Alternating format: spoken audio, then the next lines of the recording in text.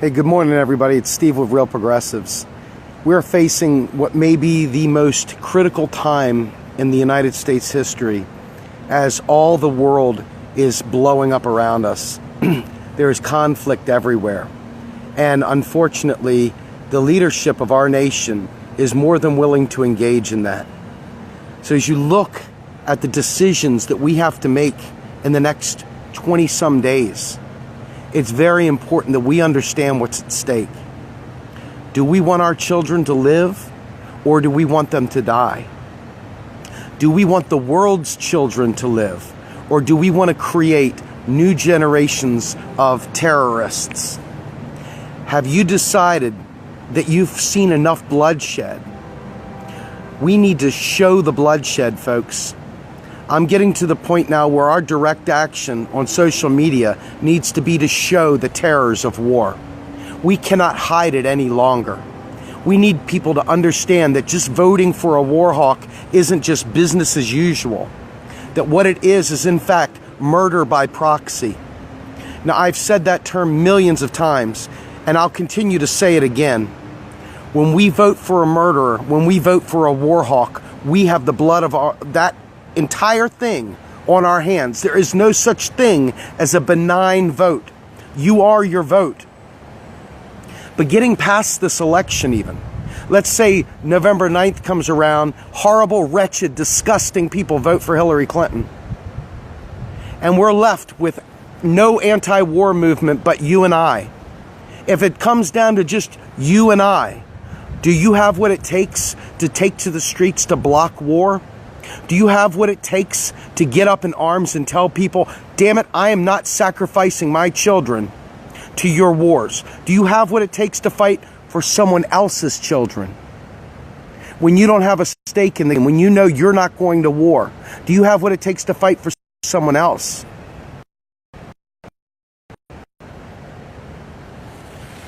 Are you willing to sit idly by and let it happen? Are you looking at people in, Syria as not real people, but something else? Cartoon characters, maybe a book somewhere, or maybe a picture on the internet? Do you realize they're human beings? Do you realize the animals that are killed in our wars are lives as well? Do you realize the ecology that we destroy in our wars? Do you realize that we have that on our hands if we don't actively speak out? Being a passive observer is committing the crime, in my opinion. When it comes time, are you going to stand and fight? Are you willing to take to the streets? Are you willing to organize? Are you willing to stand in defiance and opposition to the war? Or will you just find yourself saying, well, they had to do something, right? We just had to go in there and do something.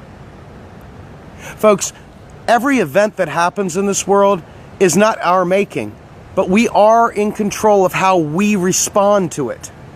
We do have the right to resist. We have the right to say, no, I'm not participating in that.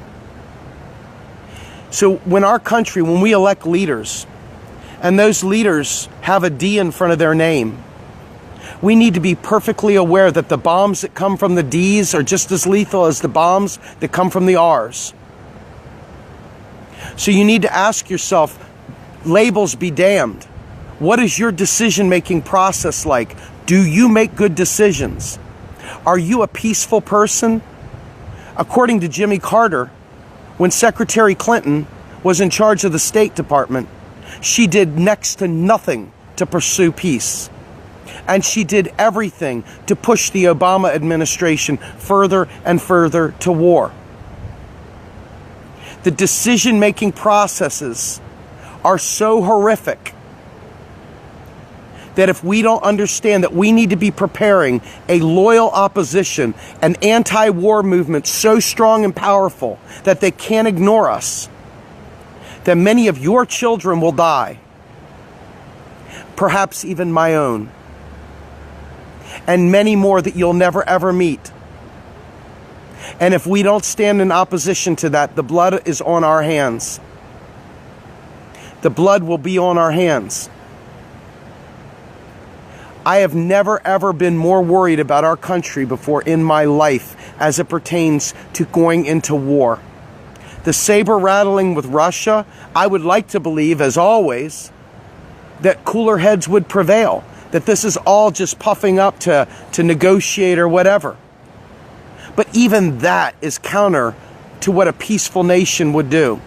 That is not leadership by example, that's leadership by the sword. You play with the sword, you die by the sword. And then all of a sudden, once we create new terrorists, guess what happens here at home to you and I? That's right. All of a sudden, social media is clamped down. All of a sudden, they're spying on us more and more. Is that what you want? Are you aware of the fascism? Are you aware of the martial law that will come your way if you stand in defiance? If you don't take a stand now, I assure you, it will be too late when it finally comes to hit. When the problem is here, it's too late to organize, folks. When the war hits, it's too late to organize. The best you're doing at that point is damage control. The time to organize is before the war hits. We're already out there blowing people to smithereens. We're already out there in all these foreign nations dropping bombs through drone strikes. We're already out there with our CIA destabilizing governments. At what point in time does the anti-war left decide it's going to stand up and remember that it's anti-war? We're fighting about the Dakota pipeline, and that's great. That's aces. That's the bee's knees, and it's important. But folks, we're about to head into some warfare that we may not be able to pull ourselves out of if we don't get ourselves organized and ready to fight. Where is the loyal opposition? Where is the anti-war movement, folks? Where are we? I see an awful lot of people worrying about Donald Trump, and they don't realize that the real devil has got a D in front of her. The only one that has a proven track record of killing people. Jill Stein has gratefully come out and said, hey, why is peace a dirty word? Why is peace suddenly just a 60s cartoon? At what point in time are you planning to rise up and support Jill Stein, the only candidate for peace in this election? At what point in time are you going to stand up for the lone progressive? Folks, if we don't stand up now, after the election, it will be too late. We've got to start the wheels in motion for blocking the next wars now. I don't know what more to tell you. Real Progressives is going to continue beating the peace drum. We're going to beat the peace drum. And we're going to hope to God that we find a way to organize properly to get us out in the streets and to make sure that they know that war, she's a whore. And we don't want her. We don't want her. We want to make peace a good word again.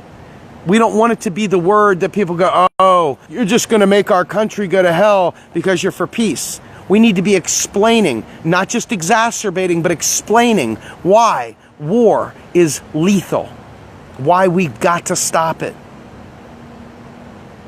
Are you with me, folks? Are you with Real Progressives? Can we really, truly put an end to our nation's imperialism? Can we take to the streets? Can we make our elected officials understand that we are done with war? How committed are you to stopping the next war? We have got to do this, folks, because I don't want my kids dead. And I don't want your kids dead. This is Steve with Real Progressives, hoping you stand against war and join with us to take to the streets. Thank you.